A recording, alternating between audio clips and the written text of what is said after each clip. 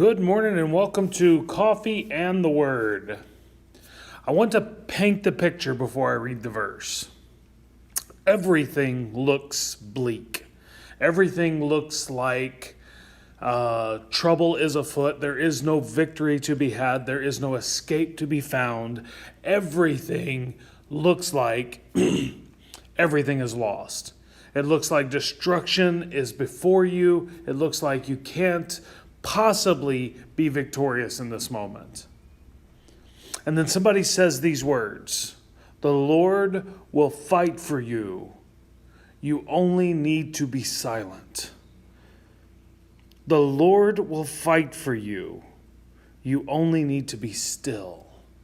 And so you're facing this tremendous burden and trouble and struggle, and it doesn't look like you can be victorious. It doesn't look like anything good can happen. It looks like everything is lost. That's the situation the children of Israel find themselves in as they are fleeing the Egyptian bondage that they had been oppressed with. Here's the crazy thing. In this moment, as they look before themselves and they see a sea preventing their forward movement, and they see an army barreling down upon them, their response is, let's just go back. Let's go back to the oppression that we once felt. Let's go back to the slavery that we once endured. Let's go back to making bricks for the Egyptians. Let's go back to the very situation that caused us to cry out to God in the first place. Let's just go back. I would rather go back there and live in oppression than stay here and die in defeat. And Moses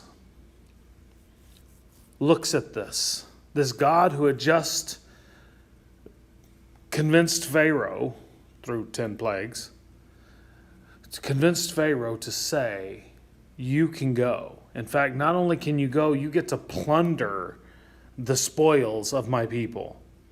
And I want you to listen to what Moses says.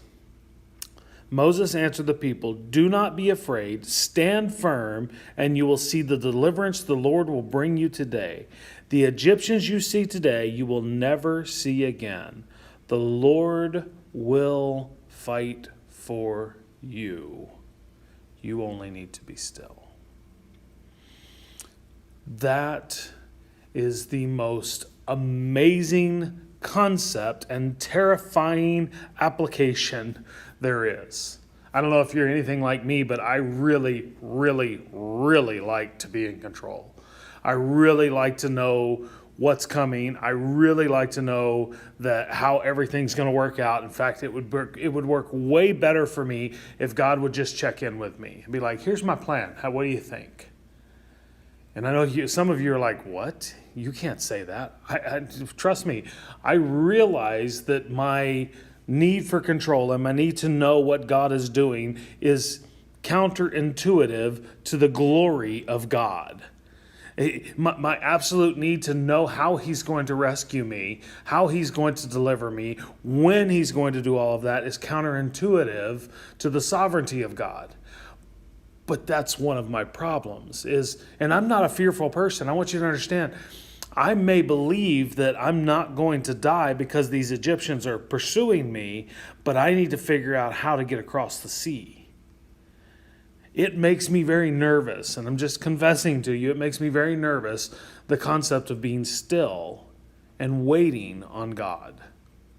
And so one of the things that I'm trying to learn, so I confess to you, and it's interesting this verse shows up today, one of the things I'm trying to learn is that God is way better at accomplishing through me what he wants to accomplish than I am at trying to accomplish it for him. Does that make sense? I don't want you to believe that the burden of God's kingdom is on you. It's not. God is already working things out. Only you and I need to be still. Now, what does stillness mean? Stillness does not necessarily mean you do nothing. Stillness means you need to wait for the Lord to tell you where to go. And I don't care where you're at in your life, if you will faithfully trust in the deliverance of God, God will take you where you need to go. All too often we'll start that way, right? We're like, I'm trusting God in this. I'm gonna let God do what God does. I believe God can deliver me. I believe God can take me where I need to go. I believe God can do what God needs to do. And then as the situation gets more and more imminent, we then try to grab control back. We try to take it back. In fact, we see examples of this all throughout Scripture. Men of God who start well, I'm going to trust God in this, and end poorly. I'm sinking. I'm failing. Oh no, I need to start doing. There's example after example of us trusting God in the beginning and then pulling back and doing things our way. We do it in relationships. We trust God in the initial, right? God's going to see us through. I'm going to do everything. I'm going to rest in God. I'm going to trust in God. And then we lash out at somebody else because we have to protect ourselves instead of love the way God calls us to love. We do it in our vocation, right? We're striving, we're doing everything we need to do, but we're being poorly treated, and so we feel like we need to step up and become the employee equal to the employer instead of doing what God has called us to do, instead of being still in the presence of God. And when I read this verse this morning, I realized that this is my story. I'm the Israelites, and you probably are too.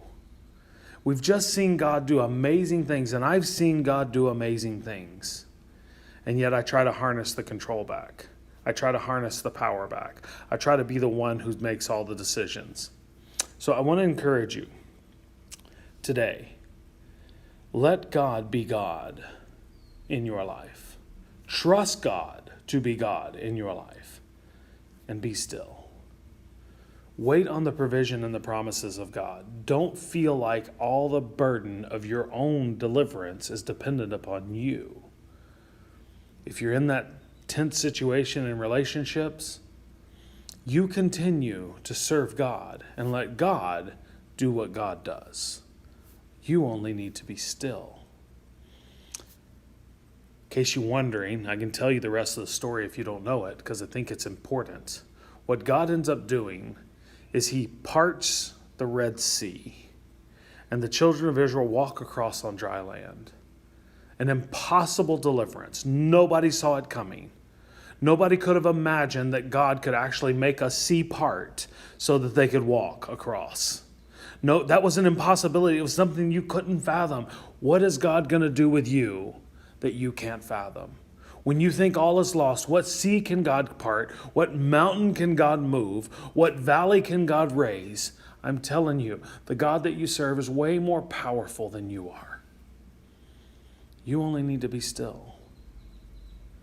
And the children of Israel never saw those Egyptians again.